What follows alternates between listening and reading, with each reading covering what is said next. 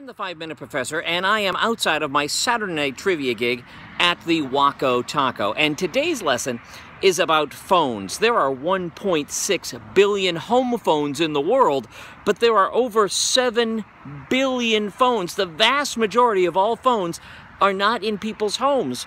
They are cell phones. And we think of Alexander Graham Bell as the inventor of the phone, but like most people who we think of as inventors, he's actually most famous because he was the first patent holder, and you may know the story of Elijah Gray. Elijah Gray put in what's called a patent caveat.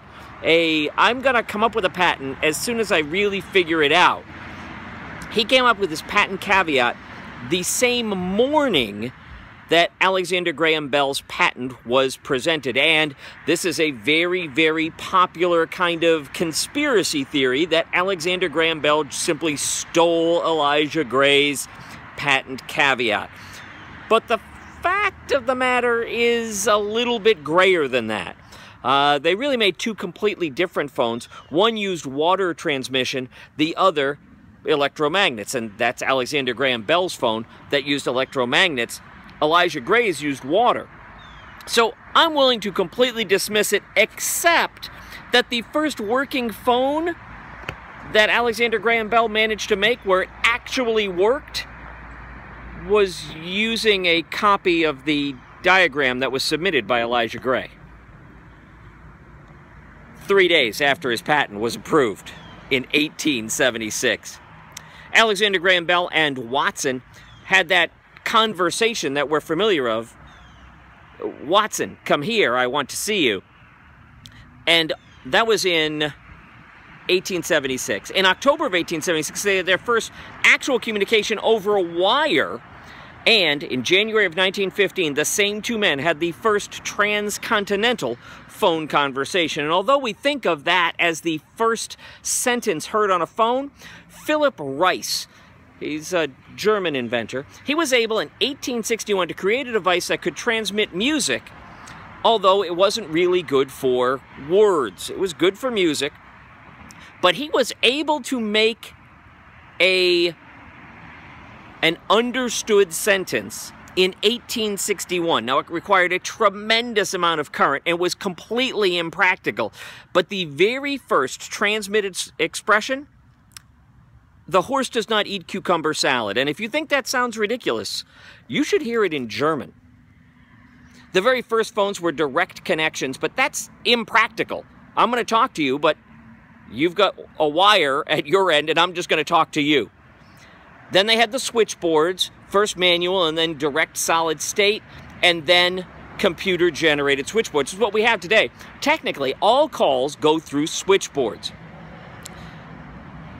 The great comedian with the one ringy-dingy, that's almost how it worked. In the early days, you needed to whistle down the line or shout to get the person at the other end's attention. Then they had those cranks. Now, those cranks were great because they created an electromagnetic signal that rang a bell at the far end, so you didn't just have to whistle or shout down the line. The older model candlestick phone, you've probably seen those in older movies, they had a hook which held the receiver. Actually, the receiver, the earpiece. You spoke into a microphone at the top of the candlestick and the receiver. The expression "off the hook" actually refers to taking the receiver and not leaving it on the hook. You couldn't complete a call if the receiver was not on the hook. That is completely different off the hook than "I wasn't read my Miranda rights, so they let me off the hook," or "them shoes are off the hook, dog." Yeah, completely different hooks. Desk phones emerged in the 1940s. They would be black. They would be bakelite. That was that kind of early plastic. They had a handset and a base, and although still referred to as a receiver, it held both the microphone and the earpiece. AT&T introduced push-button phones in 1963.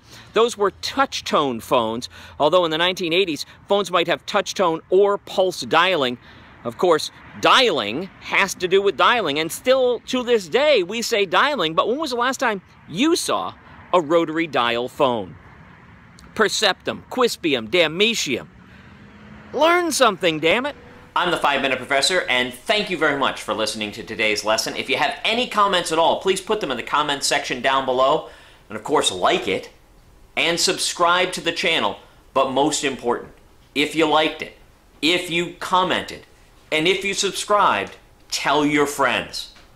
Perceptum, quispium, damnatio. Learn something, damn it.